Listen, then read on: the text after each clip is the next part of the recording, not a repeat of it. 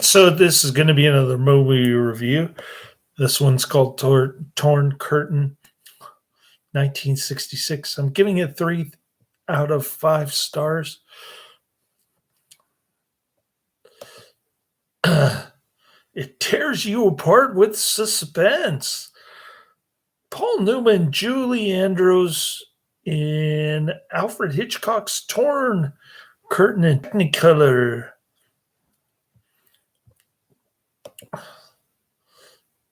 Pretty lame looking poster there.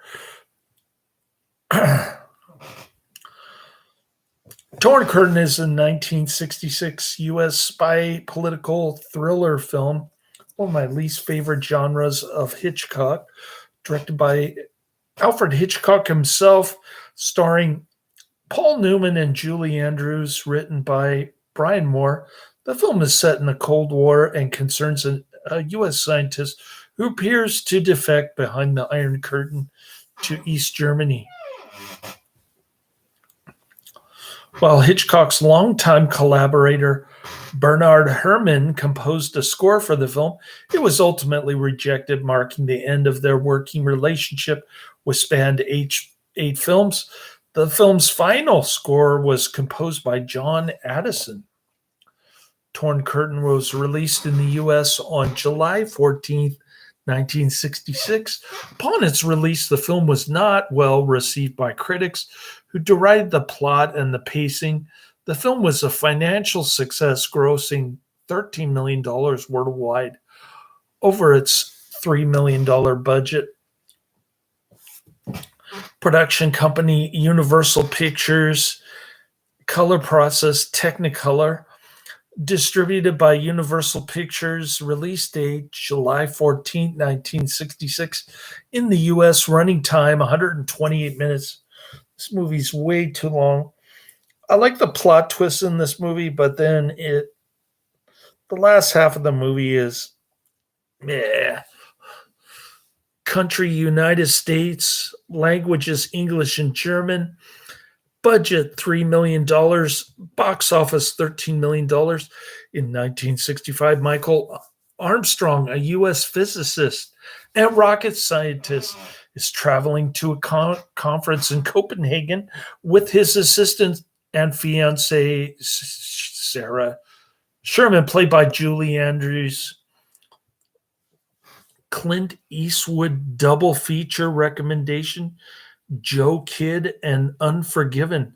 Go ahead, make my day. I thought that was Dirty Harry. Anyways, Karate Man had some lamestream Western recommendations that he wants me to put on my list. Joe Kidd and Unforgiven.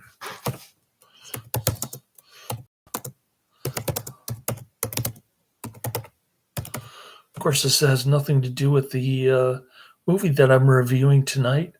It never does.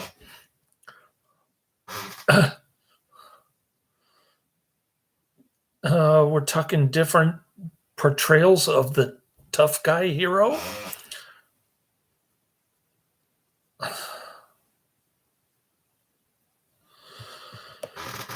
All right. Armstrong receives a radiogram to pick up a book in Copenhagen. It contains a message which says, "Contact Pi in case of emergency." He tells Sherman he is going to Stockholm, but she discovers he is flying to East Berlin, and she follows him. She knows he's getting the slip from Paul Newman. And they're sleeping together in bed before they even get married. Talk about common law wife.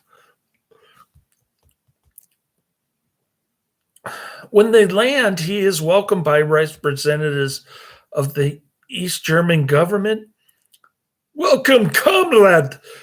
Sherman realizes that Armstrong has defected, and she is appalled that, given the circumstances of the Cold War, if she stays with him, she will likely never see her home or family again. She's following around a traitor or at least so it seems. Armstrong visits a farmer, where it is revealed that his defection is in fact a ruse to gain the confidence of the East German scientific establishment in order to learn how much their chief scientist, Gustav Lindt, and by extension the Soviet Union, knows about anti missile systems. Armstrong has made preparations to return to the West via an escape network known as Pi 3.149672. I don't know. However, he was followed to the farm by his appointed chaperone, Hermann Gromick, who loves to talk about New York City.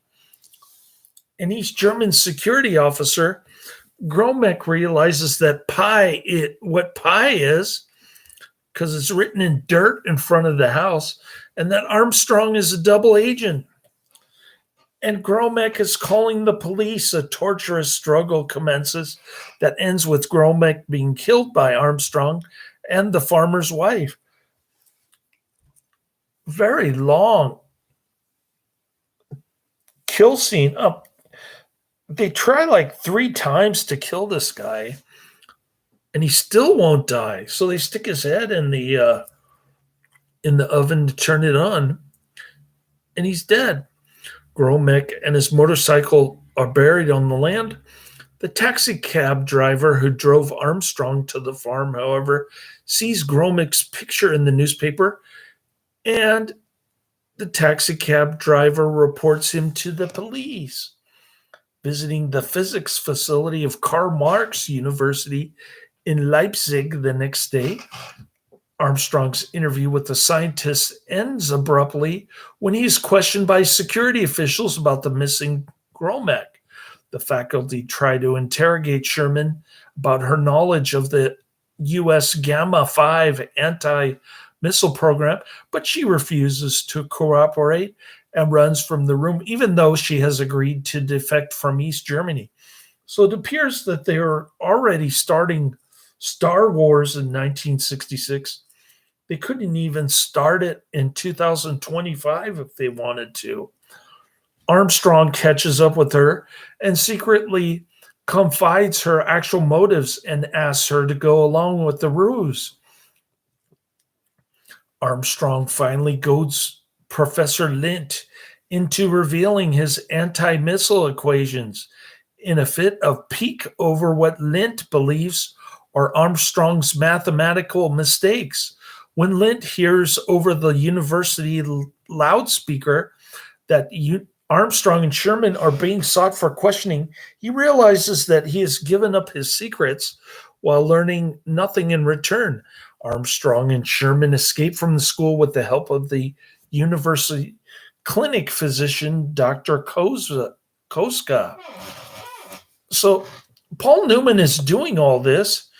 Did you find my Tong Po comment hilarious?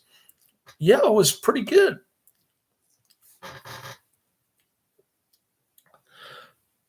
We should put out a wanted poster for Tong Po, just like we did with Eric Friedman and David Bradley. The couple traveled to East Berlin, pursued by Stasi, in a decoy bus operated by the Pi Network, led by Mr. Jacoby. Mr. Jacoby was in Deadly Vengeance, by the way, in case you're wondering. Roadblocks highway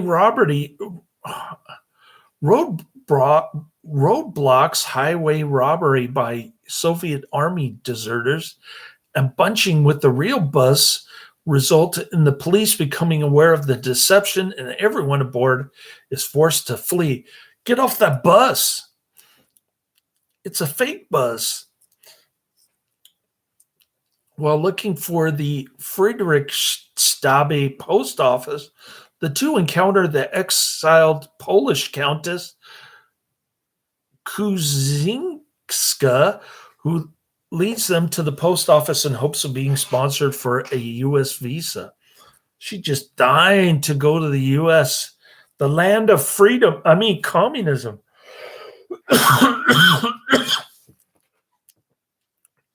when the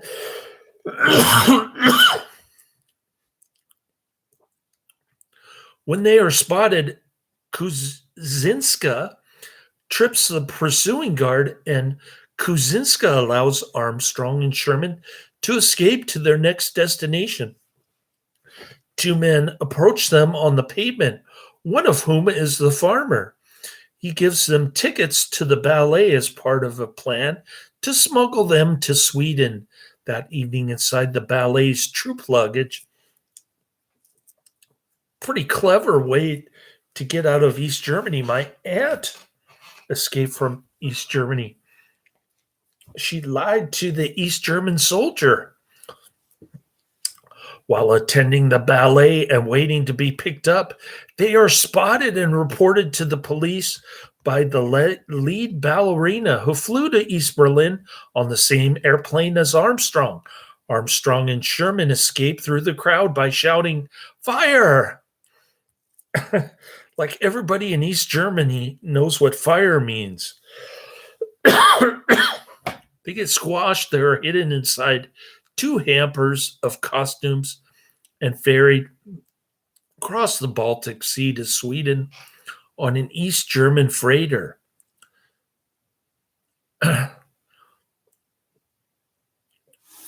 And that's pretty much the movie Torn Curtain.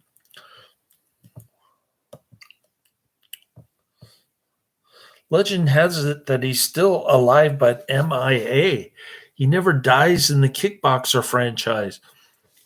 No, he just disappears because nobody wants to play him anymore. By the time Torn Curtain, his 50th film, was conceived, Hitchcock was the most famous film director in Hollywood, having already reached the pinnacle of commercial success 6 years before with Psycho in 1960. Audiences eagerly anticipated his next film. To find a gripping plot, Hitchcock turned backwards. He turned backwards. He turned towards the spy thriller genre, which was greatly in fashion since the 1960s with the success of the James Bond series starting in 1962 with Dr. No. Hitchcock had already found success in that genre many times, more recently in 1959 with North by Northwest, a movie that's way overrated. The idea behind Torn Curtain came from the defection of British diplomats Guy Burgess and Donald MacLean to the Soviet Union in 1951. Hitchcock was particularly intrigued about MacLean's life in the Soviet Union and about Melinda Marling, MacLean's wife, who followed her husband behind the Iron Curtain a year later with the couple's 3 children. With these facts as a starting point, Hitchcock created a plotline involving a U.S. nuclear physicist, Professor Michael Armstrong, defecting to East Germany. Against his will, the physicist is followed to East Berlin by his fiancée and assistant, who decides to remain loyal to him regardless of his intentions. The twist of the story is that Professor Armstrong is in fact a member of a secret spy ring, and he has defected only with the idea of stealing a formula from an East German scientist. And he's not even getting paid to do this. He's just doing it out of his own patriotism for God bless America. No, I don't want to get involved in sacrilege here or blasphemy. All right. In autumn 1964, Hitchcock offered to let Vladimir Nabokov, the author of Lolita, who had successfully helped adopt his own novel, to a well-regarded film directed by Stanley Kubrick in 1962 write the script. Although intrigued, Nabokov declined the project, feeling that he knew very little about a political thriller. As the original focus of the plot was on the female lead, the spy's girlfriend, the script was commissioned early in 1965 to Irish-Canadian writer Brian Moore, who is known for successfully tackling female characters. His well-regarded first novel, Judith Hearn, centers on an alcoholic Belfast spinster. In addition to this, Moore had adapted his own novel, The Luck of Ginger Coffee, into a film the previous year. Moore moved to Hollywood to work on the script. His 5-page synopsis, completed on March 26, 1965, already contained 2 key scenes of the film. Torn curtains opening about a cruise steamer in the Norwegian Forge, and the brutal killing of undercover agent Gromick by the U.S. scientists and a farm woman. Well, they beat his legs with a shovel. They stick a knife in his chest. Then they stick his head in the oven. Moore's final draft, completed by June 21st, pleased neither Hitchcock nor Universal. It lacked the humor and sparkle characteristic of a Hitchcock film. On his part, Moore complained that Hitchcock had no concept of character and that he had a profound ignorance of human motivation. Brian Moore's own dissatisfaction with the project was reflected in his novel Fergus, 1970, which features Bernard Bowery, an unsympathetic character based on Hitchcock. To polish the dialogue and improve the script, Hitchcock hired British authors Keith Waterhouse and Willis Hall, known for their screenplays for Whistle Down the Wind, 1961, A Kind of Loving, 1962, and Billy Liar, 1963, the latter based on the novel by Waterhouse. They worked rewriting some dialogue on a day-to-day basis as the film was shot. However, their contribution was restricted by the director's resistance to change and concern for detail. His notes to them were along the lines of the following. Scene 88, we should eliminate the floor concierge. My information is that they do not have these in East Berlin. Scene 127C, I would like to discuss the place where the sausage is carved. On scene 139, where we have someone describing the Julie Andrews character as beautiful. Do you think beautiful is perhaps too much? And cannot we say lovely instead? Submitting to arbitration, the Writers Guild gave sole script credits to Brian Moore. Universal Pictures executives insisted on famous stars being cast for the leads. Paul Newman and Julie Andrews were imposed on Hitchcock by Lew Wasserman, the studio executive, rather than being his real choices. The director felt that the stars were ill-suited for their roles, where their salaries of $750,000 took a big part of the film's $5 million budget. At the time, Julie Andrews was Hollywood's biggest star after the back-to-back successes of her films Mary Poppins and The Sound of Music, 1964 and 1965. As she was much in demand, Andrews was available for only a short period of time, and that meant the production of the film was rushed, although Hitchcock was not yet satisfied with the script. Hitchcock surrounded Newman and Andrews with colorful support actors. Lila Kedrova, fresh from winning an Academy Award for Zorba the Greek, as the eccentric and flamboyantly dressed Countess Kuzinska, who helps Armstrong and Sherman in their escape in return for sponsoring her to go to the United States. Tamara Tomanova as the haughty prima ballerina whose limelight Armstrong steals when he arrives in East Berlin. Ludwig Donath as the crotchety Professor Lint, eager to cut the chat and get down to business, and Wolfgang Keiling as the sinister Hermann Gromick, the gum-chewing personal guide the East German authorities provide to shadow Armstrong's every move. Filming initially wanted to shoot entirely on location in the Eastern Bloc, but could not because he refused to give East German officials a copy of his screenplay. Moore later said that Hitchcock probably could have secured filming permits in East Germany, Czechoslovakia, and Poland if he had tried harder.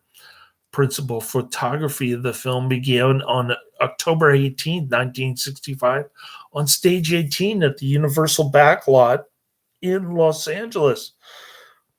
The shooting schedule lasted 3 months, including a 2-week hiatus while Paul Newman recuperated from a chin infection. Filming was completed in mid-February 1966. I wonder where Tong Po gets his ladies. All American, not a single Asian woman. You still like Kathleen Kinmont? Of course I do.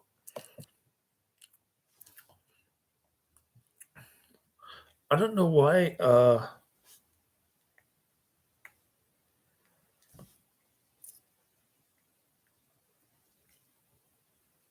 don't know why she had marriage problems with that other dude. What's his name? I would have stuck with her, I guess. I don't know. She kind of dresses like a shanty tramp, though. Although unexcited about his leading actress, Hitchcock was always very polite with Julie Andrews about her experience making the film. Andrews commented, "I did not have to act in Torn Curtain. I merely went along for the ride. I don't feel that the part demanded much of me other than to look glamorous, which Mr. Hitchcock can always arrange better than anyone. I did have reservations about this film, but I wasn't agonized by it. The kick of it was working for Hitchcock. That's what I did it for, and that's what I got out of it." The working relationship between Hitchcock and Newman was problematic. Newman came from a different generation of actors, from the likes of Cary Grant and James Stewart. He questioned Hitchcock about the script and the characterization throughout filming. Hitchcock later said he found Newman's manner and approach unacceptable and disrespectful. Newman insisted that he meant no disrespect toward Hitchcock and once said, "I think Hitch and I could have really hit it off, but the script kept getting in the way." When Newman, a method actor, consulted Hitchcock about his character's motivations, the director replied, "Motivation is your salary." Good answer. Furthermore, as Hitchcock discovered, the expected on-screen chemistry between Newman and Andrews failed to materialize. Unsatisfied with the actors cast in the leads, Hitchcock shifted the point of view of the plot from the defecting scientist's wife to the amateur U.S. spy, and he centered his attention in the colorful international actors who played support roles in the film. Lila Kudrova was Hitchcock's favorite among the cast. He had lunch with her several times during filming, and he invited her home for dinners with his wife. Although the length of the film was shortened in post-production, Hitchcock left intact Countess Kaczynska's scenes in the final film.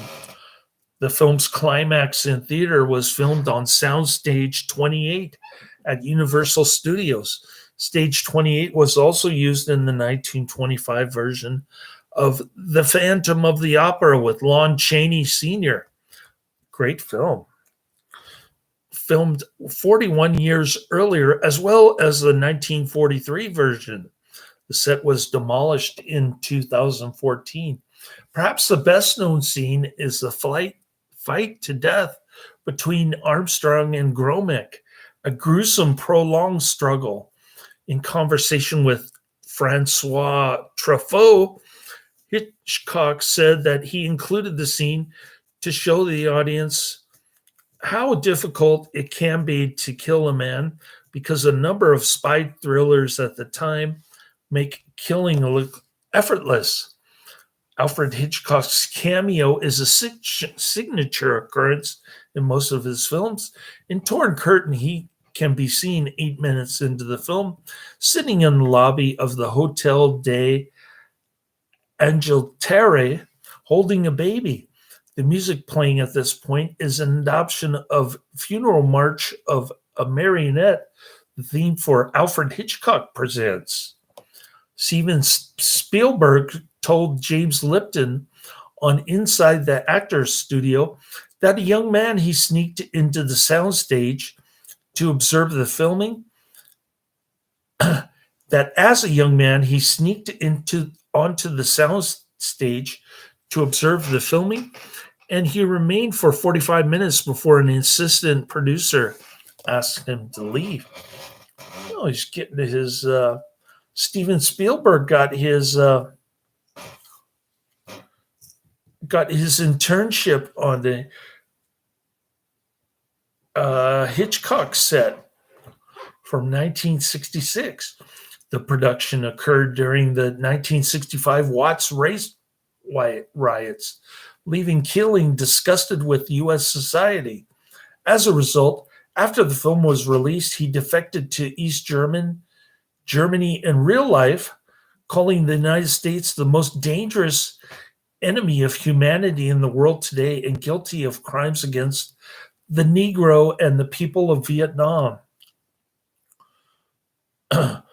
Why would that make you go to East Germany? I don't know. The film had 2 scores. The film was written by Bernard Herrmann, a recurrent contributor to Hitchcock's work. Hitchcock and Universal asked Herrmann for a pop and jazz influence soundtrack and even hoped Herrmann might write a song for lead actress Julie Andrews to perform. However, the score Herrmann provided was not what Hitchcock and the studio wanted, and his revisions failed to satisfy them. Hitchcock and Herrmann ended their longtime collaboration, and John Addison was approached to write the score. Although the Addison score was issued commercially in 1966 and has been re-released, the Herrmann score has been re-recorded and reissued several times, eclipsing that by Addison in terms of available versions. Recordings of Herrmann's original studio sessions exist and have circulated online. Elmer Bernstein made the first commercial recording of the score with the Royal Philharmonic Orchestra on Warner Brothers Records in 1978. Esa-Pekka Salonen recorded a suite from the film as part of a Herrmann album with the Los Angeles Philharmonic Orchestra in 1996. Joel McNeely subsequently recorded an expanded version with the National Philharmonic Orchestra for Versetti Sarabande Records in 2010. In the climactic scene involving the ballet at the East Berlin Theater, the music was excerpted from Tchaikovsky's Francesca da Rimini. Torn Curtain was released without any rating on July 14, 1966. See original 1966 movie poster above. However, the film was given an R for restricted under the MPAA film rating system that took effect November 1st, 1968. It was ultimately re-rated PG in 1984. So by within the span of roughly 18 years, the film went from R to PG-13. Amazing. After its premiere in 1966, the film was criticized, especially in terms of its production technology, as being old fashioned. The film was nevertheless a minor hit for Hitchcock, making $7 million in the US alone. The film ranked eighth on Cahiers du Cinema's top 10 films of the year's list in 1966. The film was not received well by critics. Bosley Crowther of the New York Times called the film a pathetically undistinguished spy picture. And the obvious reason is that the script is a collection of what Hitchcock most eschews: cliches. Penelope Houston, writing for Sight and Sound, commented, "What went wrong here? One suspects was something basic in the storyline." The reviewer in Variety said some good plot ideas are marred by routine dialogue, and a too relaxed pace contributed to a dull overlength. No kidding. They, they could have cut this movie in half. Adding Hitchcock freshened up his bag of tricks in a good potpourri, which becomes a bit stale, though a noticeable lack of zip. Oh, through a noticeable lack of zip and pacing, awful, preposterous, and irritating slack, concluded Renata Adler in the New Yorker.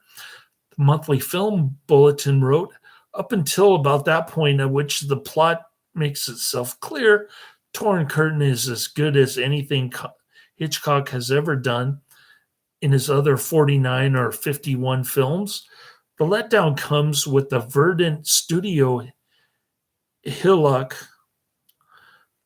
that was surely never meant to fool anyone. And after this, the film drops like a stone, without impetus, without imagination, without interest." My thoughts exactly. Richard Chanel, writing in Life, concluded, "Hitchcock is tired to the point where what once seemed highly personal style is now repetitions of past triumph." Well, he came out with Frenzy. Frenzy was decent. I think Frenzy is one of his best top three films. Riding and Punch, Richard Mallett asserted the film was as a whole, may be a bit diffuse, but it has some brilliant scenes. It's pleasing to the eye and it's continuously entertaining. I think if they would have filmed it in East Germany, it would have been better. Richard L. Coe of the Washington Post also liked the film, writing that Hitchcock has given us several sequences that will prove memorable. He singled out Countess Kuzinska's search for a sponsor for Escape to the United States as a sequence that stood as a short story in itself. It could be shown independently for the rest of the film, a gripping vignette with the beginning, middle, and an end. I don't know why people are so eager to come to this country. I have no clue.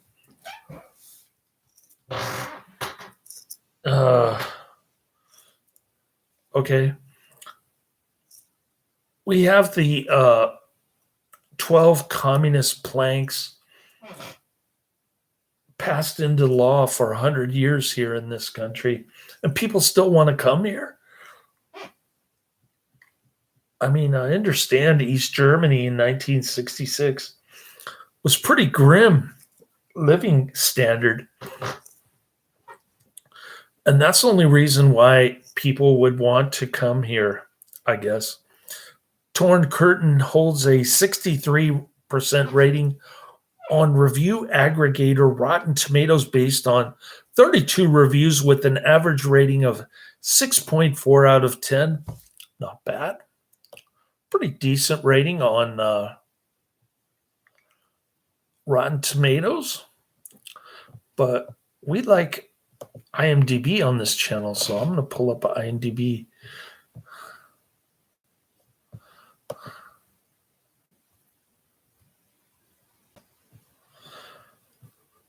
All right, Torn Curtain, 1966, rated PG, 2 hours, 8 minutes, gets a whopping 6.6 out of 10 on IMDb, 31,000 ratings.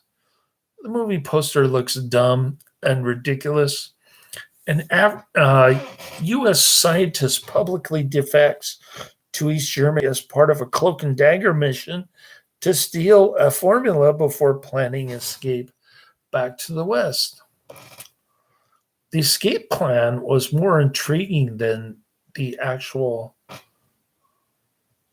movie, I guess. I don't know.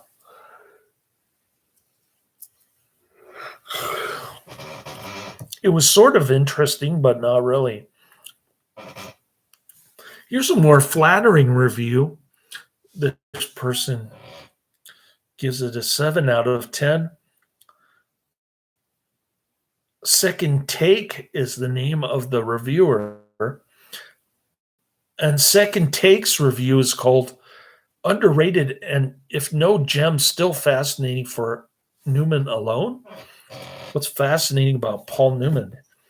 He was overrated in that movie where he ate 30 eggs or whatever.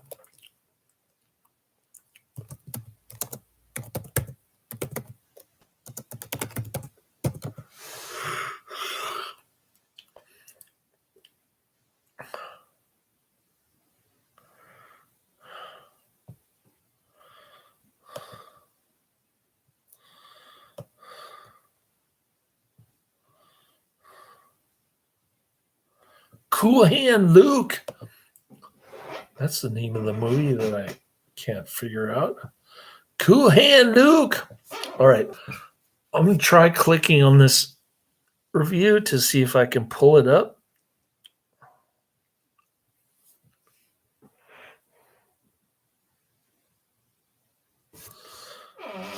Well, that's running. I'll scroll down a little bit.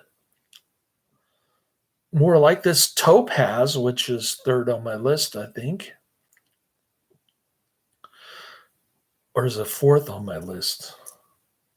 Third, I think. Marnie, which was a terrible movie.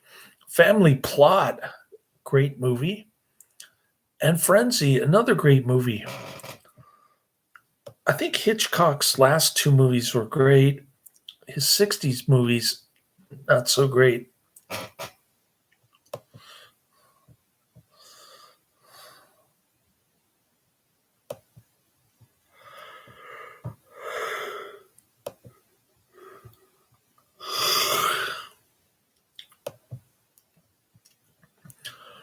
All right. In a conversation with Francois Truffaut, Sir Alfred Hitchcock said that he included the fight scene deliberately to show the audience how difficult it would be to kill a man. Oh, here we go. Here's Second Take's review of Torn Curtain on IMDb. It's called Underrated and If No Gem, Still Fascinating for Newman Alone. Dated October 9th, 2009. Relatively old review. That was when that was just before my son was born. Torn Curtain, 1966. Hitchcock was on an odd path in the 1960s toward more contained and artificial films, beginning away with North and Northwest, a masterpiece of control for sure, but getting overtly stylized in Birds and Marnie. Here, in a bizarre casting choice, we replace the doubtfully capable Tippi Hedren with doubtfully appropriate Julie Andrews, fresh out of The Sound of Music. And of course, there's Paul Newman, who had recently filmed Harper and before that, HUD. A weird mix, and it has its moments. In fact, the chemistry between the two leads in the first scenes is surprising, and you might expect or want more of that later on, and you won't get it. Add to these actors a tense milieu from the time Cold War defections and the atom bomb, bunch of Cold War propaganda nonsense. The U.S. was just as communist as the Eastern Bloc, and you have an intriguing basis for making a movie. You can see why he gave it a go. The plot, for what it's worth, is ultimately thin and not convincing. Hints of Cloak and Dagger with Gary Cooper way back in 1946. But Newman at least pulls off his role as Dr. Armstrong, atomic scientist with intense restraint. Andrews, she doesn't sing, and there are no children to be seen, except briefly on Hitchcock's lap in his cameo. And frankly, sadly, she comes off as a little out of her element. But then her character as Armstrong's assistant is also meant to be a bit out to sea. We don't see too much of her. We do see lots of various bit characters, little known and not very interesting men, mostly with Swedish or German accents. I say it that way because they are almost just cardboard props for these types of people. You know, those cold-hearted Stasi types or the cool and cunning Swedes, you can't quite figure out, neither of which is especially true or helpful for the plot. Of course, Hitchcock doesn't intend to make this a Cold War commentary. You mean it's not a Red Scare film? The Spy Who Came In from the Cold with Richard Burton the previous year is the film to see for that. Hitchcock uses the East German scene as a backdrop for the suspense of deception and of ordinary people trying not to get caught, a perennial theme he manages so well. Besides Newman, there is a fabulous small role by the great Soviet actress Lila Kadrova that brings the last half hour to life. In the middle of the movie, there is one scene that's totally brilliant and wordless with Newman and Carolyn Conwell in a farmhouse, and it's worth the ride alone. Don't miss that for the world. That was a good scene. This can't be Hitchcock's or Newman's or Andrews' best movie for a lot of reasons, but it's a very good movie, which is enough for most of us, and an essential for any Hitchcock fan, and an enlightening surprise for anyone who thinks they know Paul Newman and wants to see yet more of his impressive range. So we got a Paul Newman fan here, I guess, rating it a little bit higher than I did. I'm rating it a 6, which is below the average, below the reviewers' rating, Second Take, who's rounding it up, giving it a 7. I'm rounding it down, giving it a 6.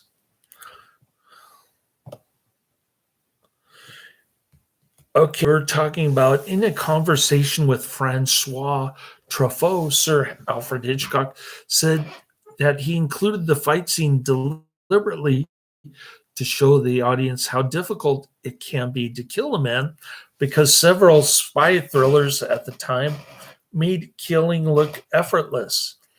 In East Berlin, there are several Volkswagen Koffer Beetle on the street, which is a West German car, and definitely not would have been found in East Berlin. The car which they took from the airport to the hotel is a Mercedes-Benz, a West German car as well. Professor Michael Armstrong is quoted as saying, "Just give me 5 minutes with her. After all, she's my girl." Sarah Sherman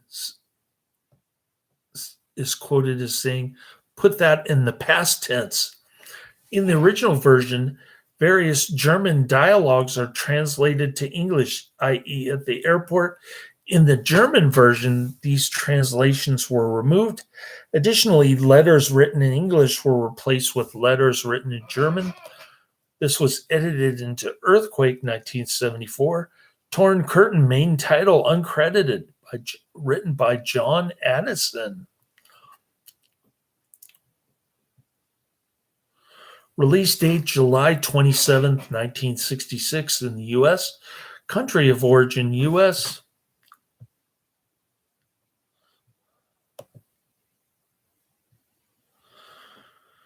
Come on, don't block my screen like that, IMDb. Official site Universal Pictures Home Entertainment. Languages English, German, Swedish, Norwegian, Danish, and French. Also known as Der Zurichen Vorhang. Filming locations Hotel de Angleterre, Copenhagen, Denmark. That's Armstrong's Hotel in Copenhagen. Production company Alfred J. Hitchcock Productions. And box office $6 million estimated.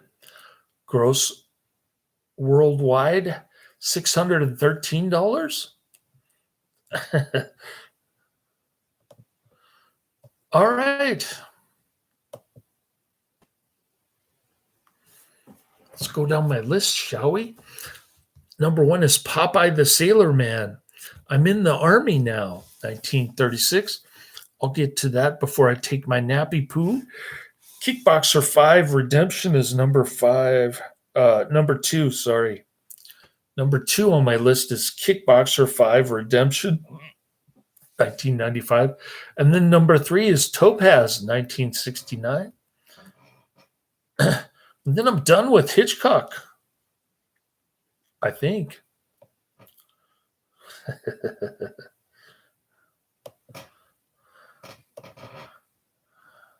So, I guess Karate Man's still in the chat room. I'm done with my review. He has nothing more to say about Tung Po, so we're going to talk about Kathleen Kingman. Those shoulders are to die for. And her hair. Wow. Why did she divorce? What's wrong with this woman? Anyways. Cool. I'm going to cut out now. Thanks for watching. Tell me what you think about Torn Curtain in the comments section. Laters.